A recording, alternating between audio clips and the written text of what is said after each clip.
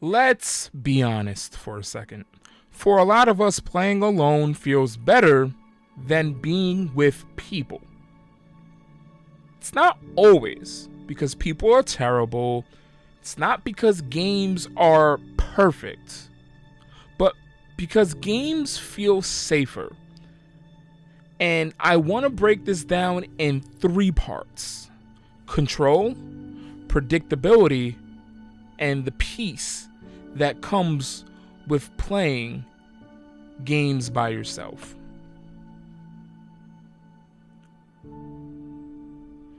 First part is control.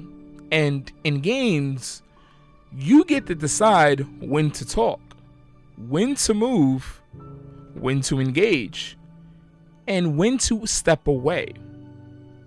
In Mass Effect, you get to choose when to speak to Garrus. In Persona, you decide which bonds to deepen and which ones to ultimately let fade. You see, there's no guilt for not texting back. No one's asking you, yo, why'd you go quiet? There's no emotional depth here. Real people, unfortunately, don't work like that. They ask questions that you're just not ready for, and they notice exactly when you pull back. They need things from you at times you didn't even plan for, and once you get used to that kind of connection on your terms, real people start to feel unpredictable. The second part is predictability. And in real life, people change their minds about you pretty often. You know, they drift, they might even misunderstand you, and then eventually they leave. Even when you tried. But guess what?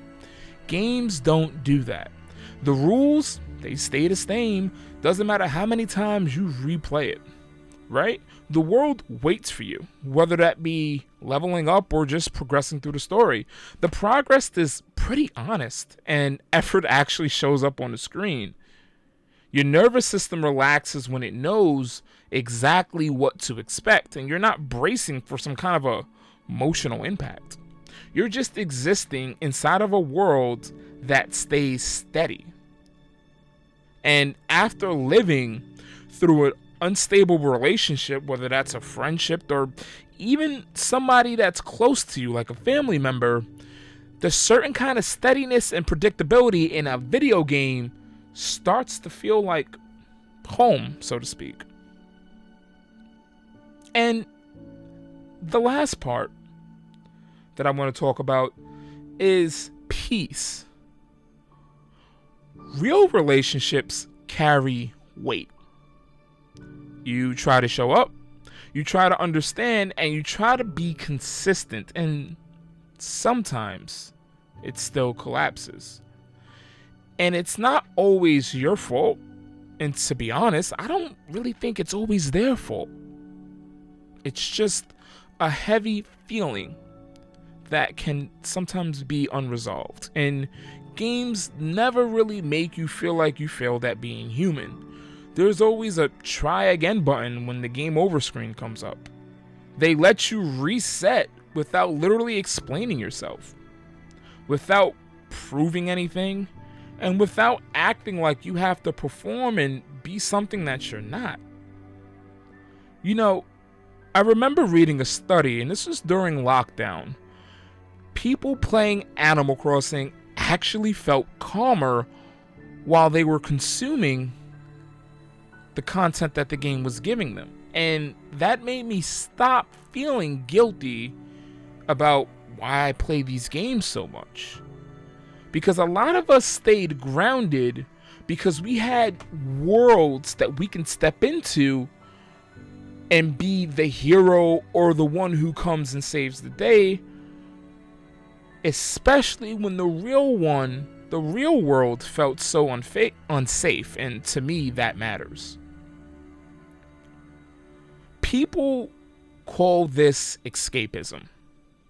But when something keeps you calm in chaos that isn't weakness, I like to call it survival. And it doesn't mean real relationships don't matter. They, trust me, they do. Okay? But I feel that safety comes first. So, in short, if a game gives you peace, especially when the people around you don't, then don't second guess yourself. That peace is real. You're not wrong for choosing what keeps you steady. So, in short, maybe one day real relationships will feel safe again. Maybe they won't. Either way, I want you to take away from this video that you're allowed to have places that keep you steady.